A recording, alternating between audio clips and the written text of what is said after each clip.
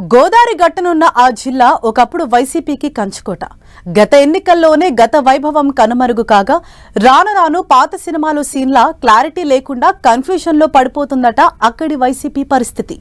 ముఖ్యంగా SC reserved సీట్లలో అయితే పేరుకే ఇన్ఛార్జీలు అన్నట్లుగా ఉందట సిచ్యువేషన్. నడిపించే నాయకులు నియోజకవర్గాన్ని గాలికి వదిలేసినట్లుగా నడుచుకుంటున్నారట.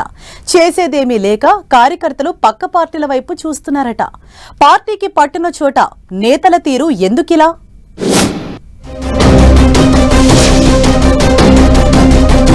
గోదావరి గట్టున వైసీపీ రీయాక్టివేట్ అయ్యేదెప్పుడు?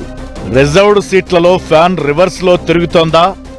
ఇన్ఛార్జీలు ఉన్న నియోజకవర్గాల్లో నో యాక్టివిటీ. నేతలు అజ్ఞాతం వీడకపోవడంతో క్యాడర్ గందరగోళం.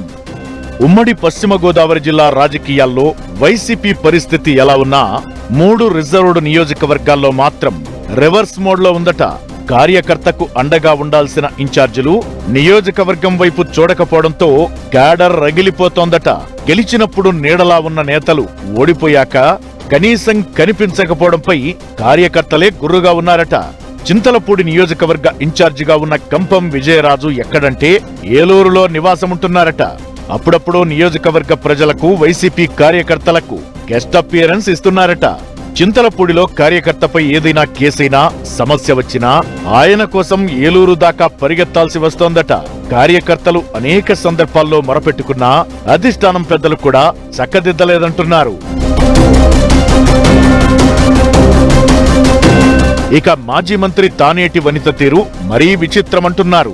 ఆమె గోపాలపురం నియోజకవర్గ వైసీపీ ఇన్ఛార్జ్. మేడం గారు ఉండేది మాత్రం తాడేపల్లిగూడెంలో అంటున్నారు క్యాడర్. అధికారంలో ఉన్నప్పుడు కొవ్వూరు నియోజకవర్గం ఎమ్మెల్యేగా పనిచేసిన వనిత ఆ తరువాత గోపాలపురం నియోజకవర్గంపైనే ఎక్కువ దృష్టి పెట్టారు. గత ఎన్నికల్లో అక్కడి నుంచే పోటీ చేసి ఓడిపోయారు.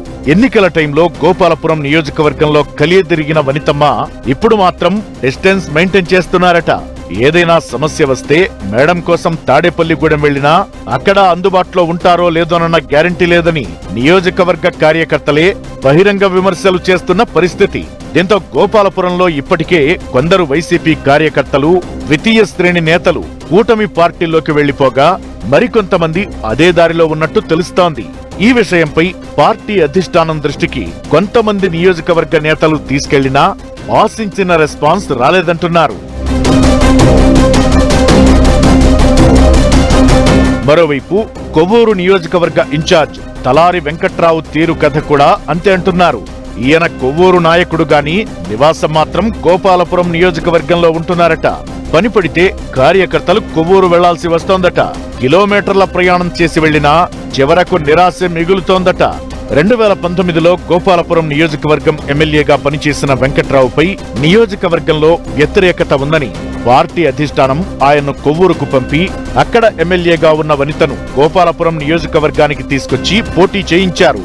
ఇద్దరు నేతలు ఓడిపోగా తరువాత కార్యకర్తలకు అందుబాటులో ఉండటం లేదనేది ఇప్పుడు హాట్ టాపిక్ గా మారింది. ఇప్పటికే జిల్లాలో తాడేపల్లిగూడెం వైసీపీ ఇన్ఛార్జిని మారుస్తారట. అప్పుడే ఈ 3 నియోజకవర్గాల్లో అందుబాటులో ఉండే నేతలకే ఇన్ఛార్జ్ బాధ్యతలు అప్పగించే అవకాశం ఉందంటున్నారు నేతలు.